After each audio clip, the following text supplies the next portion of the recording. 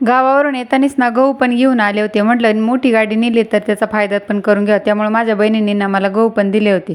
सोबतच इथं सगळ्यात उन्हाळी मोठं काम म्हणजे ना बायकांचं चालू झाले ते मसाला बनवायचं.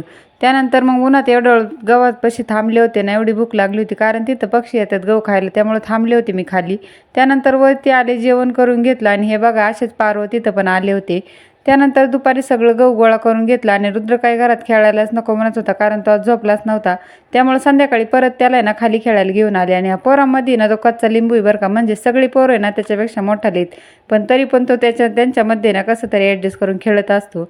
त्यानंतर मग संध्याकाळी आज जेवणामध्ये माझी आवडतीची म्हणजे कांद्याची पात बनवणार होते मी.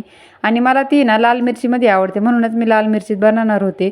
आणि मी याच्या आधी पण सांगितले, खरंच मला खूप आवडते कांद्याची पात आणि ही पण मी गावावरूनच आणलेली बरं का. फ्रीजमध्ये होती ना त्यामुळे जरा चांगली राहिली होती म्हणून म्हटलं चला आता करून घेऊ. छान अशी पात बनवली होती आणि आणि संध्याकाळी कामावून घरी येताना ना यांनी कैऱ्या घेऊन आले होते. यांना जास्त कैऱ्या आवडतात भाजीबरोबर खायला, त्यामुळेच आणल्या होत्या. आणि त्यानंतर कापायला रुद्रशेठ बसले होते, पण त्याला काही यांनी कापून दिलं नाही. पण त्याची ॲक्शन बघा कसं करतोय, थांबा थांबा पप्पा तुम्ही. पण यांनी काही त्याला दिलं नाही कारण चाकू हाताला वगैरे लागायची भीती वाटती. त्यानंतर फायनली कैऱ्या कापून घेतल्या आणि जेवायला बसलो. पण कैरी ना आंबटच निघली, त्यामुळे ना मी त्याचा प्रयोग उद्या ना नवीन काहीसा करणार आहे. सो तुम्हाला व्हिडिओ नक्की बघायला भेटेल.